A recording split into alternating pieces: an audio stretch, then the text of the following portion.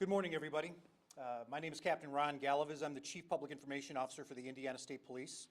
On behalf of Indiana State Police Superintendent Doug Carter, the entirety of the Indiana State Police, we'd like to welcome you to our museum for this morning's press conference. I'd like to welcome members of the press. Thank you for being here. Respective members of the families, we love having you here. Thank you for being here. And to everybody watching either on your cellular devices, computers, TVs, what have you, welcome. Here in a few moments, in fact, I'm going to turn this over to Glenn Fifield here in just a moment for a couple housekeeping. Restrooms are around the back. Cell phone coverage is a little scant in this room, so if you need to get up and make a phone call or receive one, please do so. Please use that back door. There will be an opportunity to hear a lot of information that's going to be provided by Sergeant Fifield, who's the Public Information Officer from our Lowell post. And you'll also be hearing from at least a handful of other individuals representing agencies involved in this, as well as a family member. So again, thank you for being here, and at this time I'm going to turn this over to Sergeant Glenn Fifield, PIO from our Lowell post.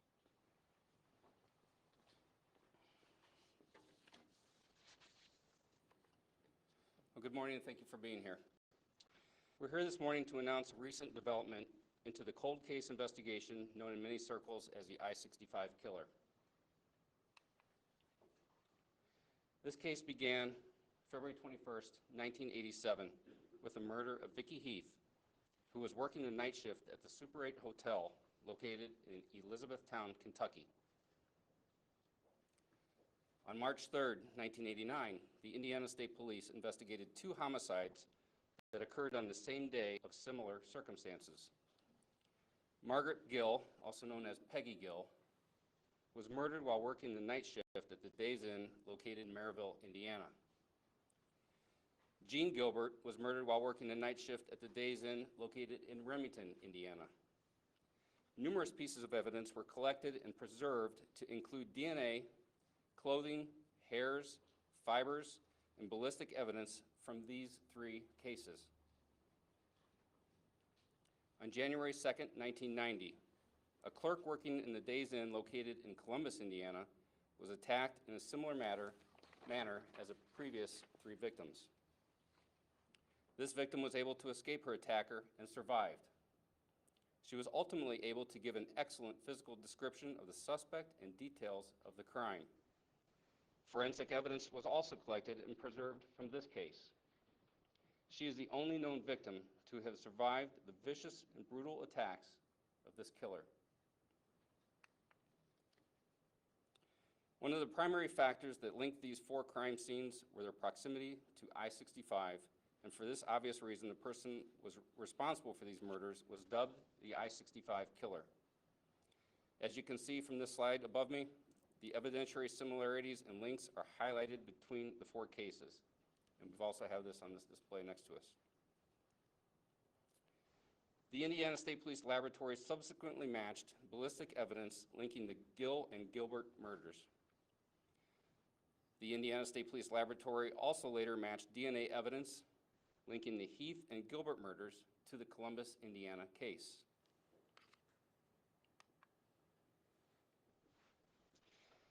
Indiana State Police detectives recently requested assistance from the FBI's Gang Response Investigative Team, also known as GRIT. Many investigative and scientific techniques have either improved or been created through new technology since the 1980s and 90s. One of these methods is investigative genealogy. Investigative genealogy is the use of DNA analysis in combination with traditional genealogy research and historical records to generate investigative leads for unsolved violent crime. This was an investigative study that generated a significant and important lead in this investigation. Further investigation and kinship lab testing by the Indiana State Police Lab of crime scene samples positively identified the suspect. The match was 99.9999% positive. It is this scientific breakthrough that ultimately led to the identification of the I-65 killer, Harry Edward Greenwell. Greenwell was born December 9, 1944, and died in January 2013. Greenwell had an extensive criminal history and had been in and out of prison several times, even escaping from jail on 2 separate occasions. He was known to travel frequently in the Midwest. We have put the original sketch along with photos of Greenwell and a mugshot of him into the media packet that you all have been given today. We are not displaying his photo up here today out of respect to the victims and their families, and not to glamorize him any more than he already has been, or maybe in the future. Investigators documented significant events in Harry Greenwell's life to include law enforcement contacts in the following timeline, and that's displayed right here.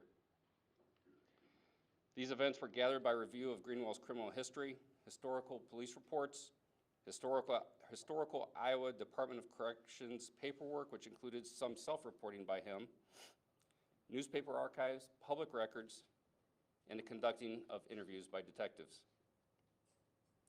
As most of you know, Interstate I-65 runs from Gary, Indiana, all the way down south to Mobile, Alabama. Investigators have long believed that there is distinct possibility that there have been murders, rapes, robberies, or assaults that have not yet been connected to this investigation.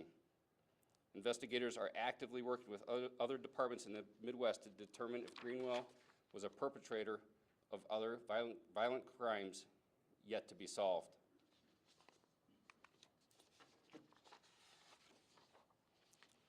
So with that, I'd like to introduce Superintendent of the Indiana State Police, Doug Kerr. Sir. Gosh, there's so much that I would like to say, and I'm not going to spend a tremendous amount of time. But to the family members that are here, I'm not going to begin to try to understand or say that I understand, because none of us do. But I hope that today might bring a little bit of solace to you, to know that the animal that did this is no longer on this earth. I'm not going to say his name. I think we need to focus on the victims today. It's amazing what happens over the course of generations. There's detectives in this very room that have been involved in this in some form or another, literally for generations. And they're owed a debt of gratitude that we can never possibly repay. But you know, their effort was for you. Their effort was for you and for those that remain. I'm the luckiest guy on the planet Earth to be able to represent this profession at this level. And I'm continually amazed, even though we fuss with each other, what happens when we all come together as one for you, for you. It's amazing what happens. The message is, you might be able to hide for a while, but we're going to find you, even if you're not here. And I think one of the most amazing pieces of this puzzle is that this team of people that are standing on the walls on the outside of this and even behind me did the work for you after he was gone. So I hope today gives you that next chapter. I hope that it's going to allow you to take that next step and know that while science is continuing to evolve, the dedication from people that are standing behind me is as strong as ever. And it's amazing what happens when you put the two together. So it's a pleasure to be able to stand here with you today. And again, I'm most grateful to all of those people over the course of now generations that have stepped up and stepped out for a successful conclusion for you.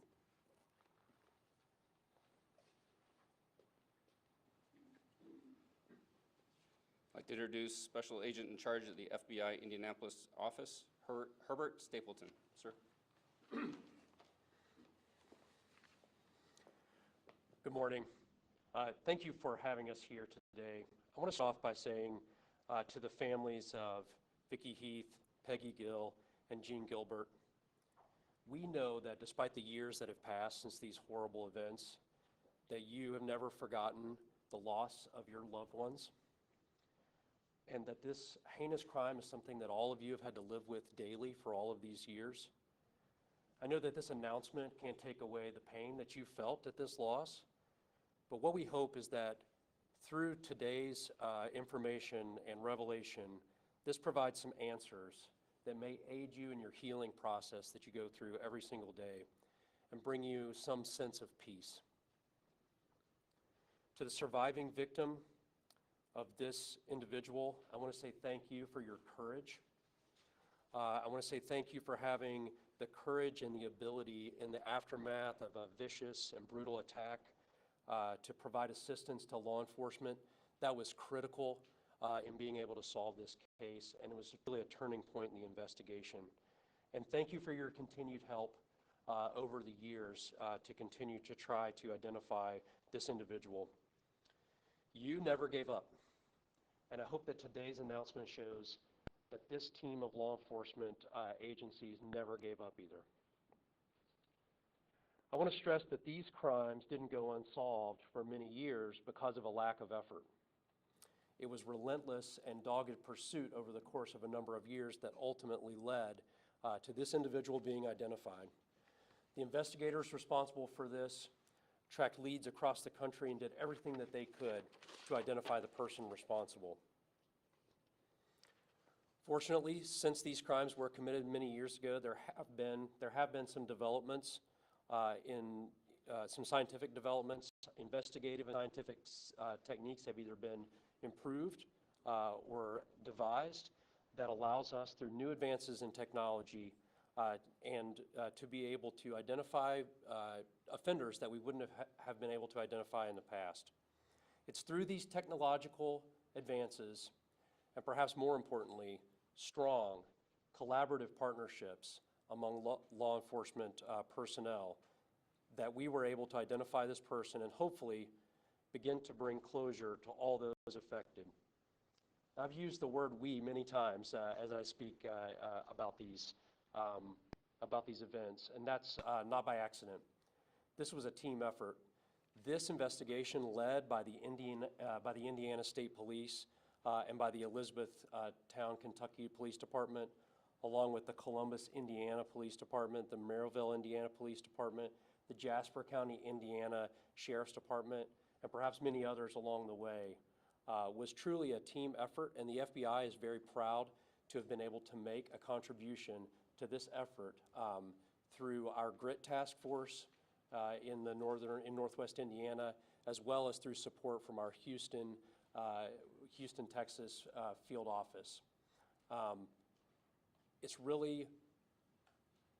really a testament to the will of the investigators from state and local police departments across this state and others, and to the spirit of collaboration and partnerships that the FBI participates in with these highly professional agencies that we were able to, after these many years, finally solve this particular crime. Thank you again to the families. As I said at the top of this, I do hope that this announcement will bring some sense of peace and assist you as you continue through your healing process. Thank you very much.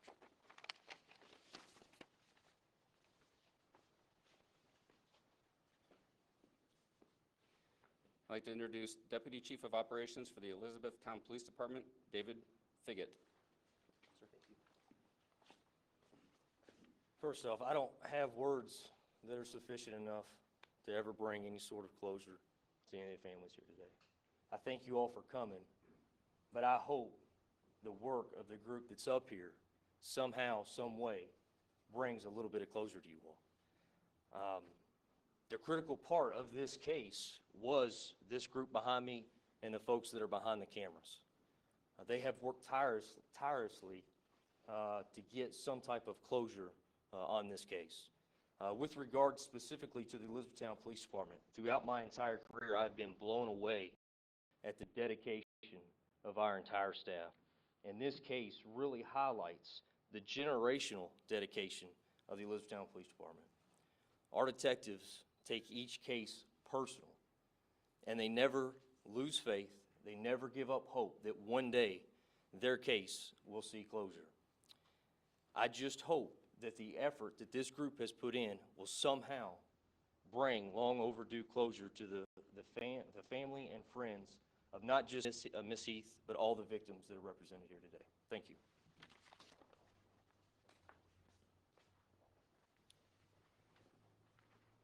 to introduce from the Columbus Police Department, Lieutenant Matt Harris, Public Information Officer. Lieutenant.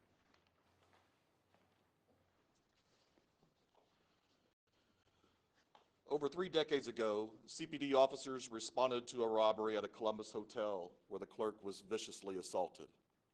32 years later, thanks to modern investigative techniques and the hard work of law enforcement officers past and present, this heinous crime was linked to other deadly robberies and assaults in Indiana and Kentucky.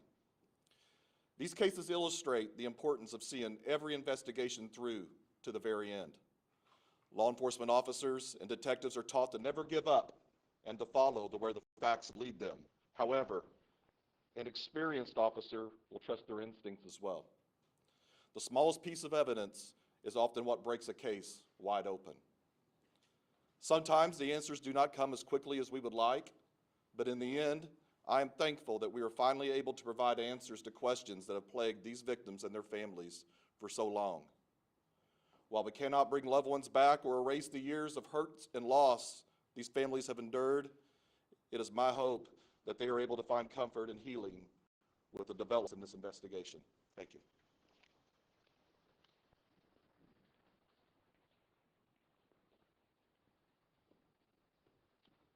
Our final speaker is a special speaker. I'd like to introduce the daughter of Gene Wright, representing the family, or I'm sorry, the daughter of Gene Gilbert, representing the family of Gene Gilbert. Kim Gilbert Wright. Kim?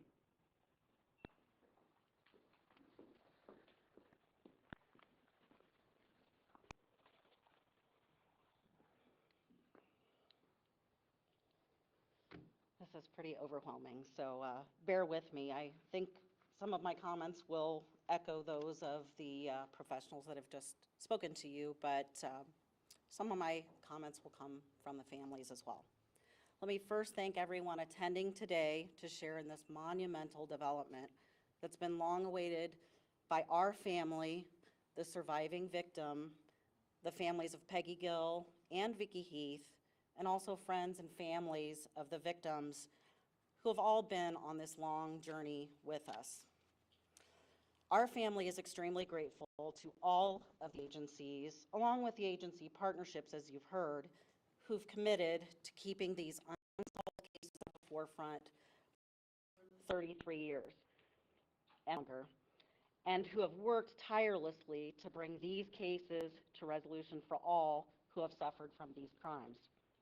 From man hours to continuous pursuit of new leads and new technology, your efforts certainly did not go unnoticed, whether they were big or whether they were small. As we've learned today, rapid developments in DNA science and in genealogy research forums, those were tremendous factors in solving these cases. And without constant scientific advancements in these areas, more time likely would have elapsed in bringing these cases to resolution. And I have faith they will factor into the resolution of many other unsolved and perhaps cold cases out there as well. We are appreciative that these methods were pursued, and also appreciative to those who took part in genealogy searches that led to the discovery of the identity of the killer in this case, were willing to participate and have their DNA in a data bank that could be compared. While this news may not close the cases, or while this news might close the cases at hand officially, new chapters of healing will begin for all of us involved, and those chapters will be written differently for each of us. Closure and justice may seem apparent or obvious in these cases now, but in many ways, these concepts are only beginning to take shape for those of us who have led our lives and had our lives turned upside down at the hand of this killer. Justice specifically, and as many of you may know, I'm an attorney, so I have a unique perspective with respect to that word, but justice specifically can mean different things to different people. Some will believe the identity of the killer proves and provides justice. The case is over. While others will see justice as the moment a killer is convicted in a court of law and made to sit in prison, thinking about the damage done to the families involved Some others might feel anger that the person has passed and is not able to face that trial and to face the peers that would judge him in his actions. And in our case, we'll never know what the killer was thinking. We'll never learn any of the whys of his actions. And that's just where we sit today. Closure will also take on its own different and unique face for all of us, I suspect. For some of us, no closure has ever taken place, and the horrors are lived on a daily basis. For some, we've learned to move forward as we believe our loved ones would have wanted, celebrating their influence and impact on our lives. Some will relive that pain they thought they'd buried a long time ago and restart the entire healing process right from the beginning. I'd like to believe that whatever each of us defines as justice, or what each of us might define as closure, that we're all now able to share in the healing process, knowing that a long-known attacker has now been brought out of the dark and into the light. In addition to our families, I believe his family and friends have also become victims of his crimes as well. While no one would ever think to blame them for what their husband, father, brother, or friend did, they will now likely feel judged in the court of public opinion for his deeds. And we must feel for them, as they likely never knew the person that he truly was, nor of the horrific acts that he was capable of. I'd like to take a very quick moment to ad-lib from my written remarks to tell you a little bit about the one victim that I know or knew best. That would be Jean Gilbert, who was my mother. I try not to refer to her in the past tense, as she's still here in my heart. She's still in my family's hearts. We talk about her as if she isn't gone. My brother and I were fortunate enough to have spent the last 7 months of her life living with her and experiencing the joy that she could bring to every day of our life. In past interviews that I've done for different TV outlets, I've told everyone, I remember her last words. And I think the way she expressed them to me, and the way she expressed them to my brother specifically, the "I love you, I'll see you tomorrow." I didn't see her that tomorrow, but I see her every day. I see her in me, I see her in my brother, I see her in my family. And I'm one of those people that, in mentioning earlier, maybe I don't have closure, but the peace in my life has been given to me by her. I celebrate her. I encourage everyone else to celebrate her. And I encourage everyone to celebrate the moments that we've had with my mother, with Peggy, with Vicki, and I too celebrate the life of the unnamed victim. And I thank God that she's here to have helped with the case and to have helped solve the case with her efforts, and I wish her only the best. So in closing, I'd like to thank the many who prayed for all of us over more than 33 years or so, and especially over the past couple of weeks. Obviously, family has known that there was a development for a while, and we've gotten a lot of prayers, thoughts, messages, texts, emails, letting us know that everyone was thinking of us while this announcement was forthcoming. All of you gave us strength to carry on with our lives as best as we were able during those times that we were maybe at our worst, but we're also grateful to those who reminded us that we were the best when we were at our best. Let us now begin the healing process in whatever way, shape, or form that may be for each of us. To the Gill family, to the Heath family, to the unnamed victim, and to my family, you'll always be in my thoughts. You'll always be in my prayers, and I wish only the best for you. Thank you.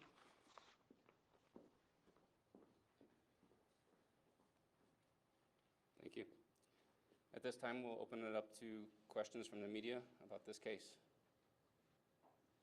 Yes, if you could stand so we can hear you. Thank you. I'm Hannah from Scout Studios. Have you determined that the Rochester, Minnesota victim was no longer connected with these cases? Okay, that's a good question. Appreciate it. As I said earlier in the timeline of events, the detectives are actively investigating other leads in other areas of the country and throughout the Midwest. What you're referring to is one specific one that they are looking at, but we don't have any information on that today. Do you know how many cases they are looking into in connection? Other than that one that she just mentioned, I don't have any specifics on any other cases. We're anticipating that this revelation today may generate new leads on other cases. If someone thinks there might be a connection here, who should they be reaching out to? You can reach out to the Indiana Police. Detective Gary Rundy was involved with that, with our department. So we would take that kind of information. Can you share when you started the genealogy investigative portion of this and how long that took, how that process kind of worked? I'll turn that over to Tommy. Who wants to take that? Sure, okay.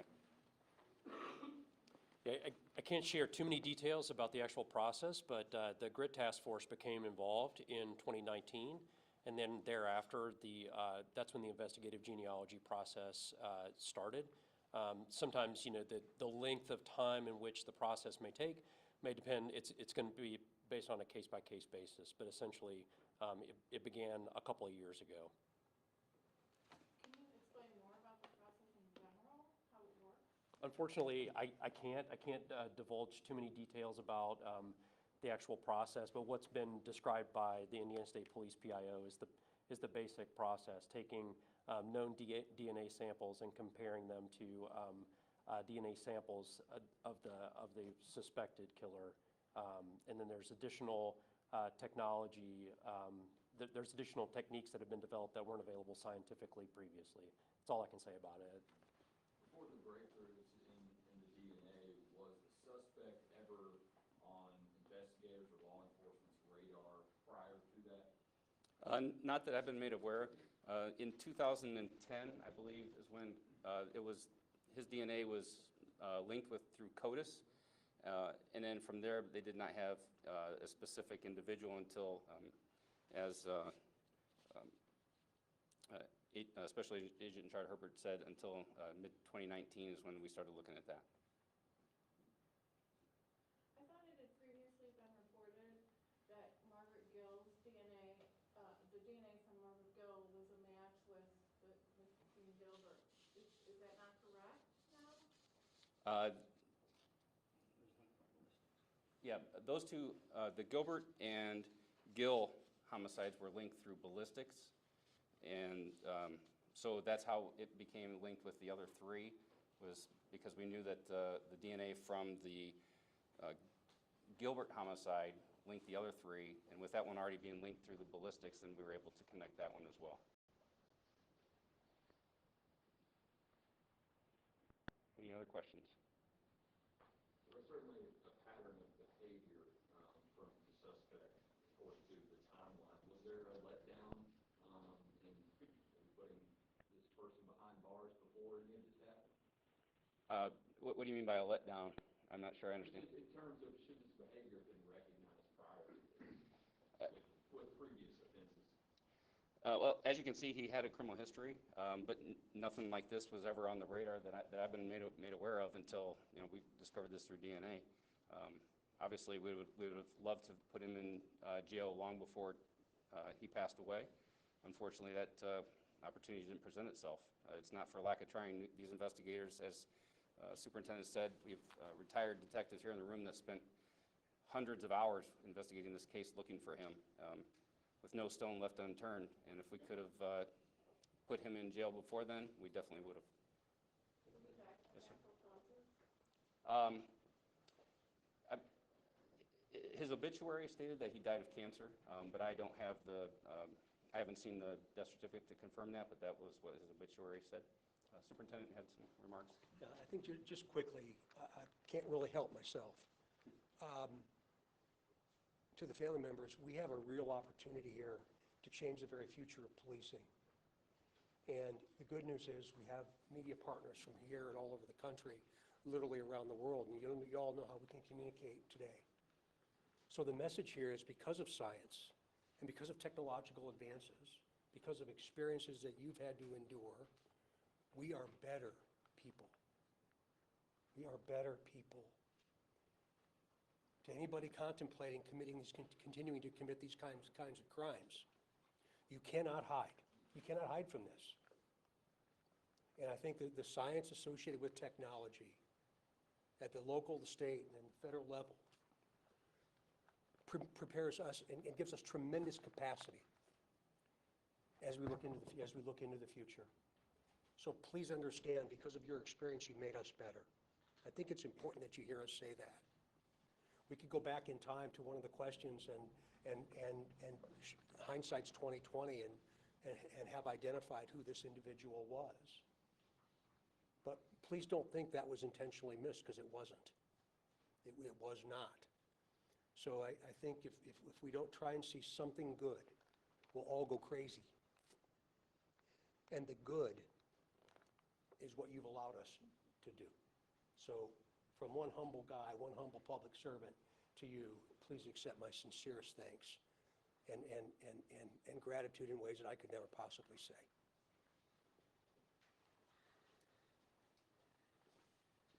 Yes. I can't go into that today.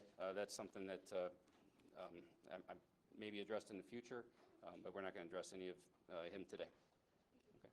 Yes. He was born in Iowa, I believe. No, where was he? Kentucky? He was born in Kentucky, but he died in Iowa. I'm sorry, sir, can you repeat that? He was born in Kentucky, and he died in Iowa. Okay. And I think we'll go ahead and finish the press conference with that. All right. Thank you for coming.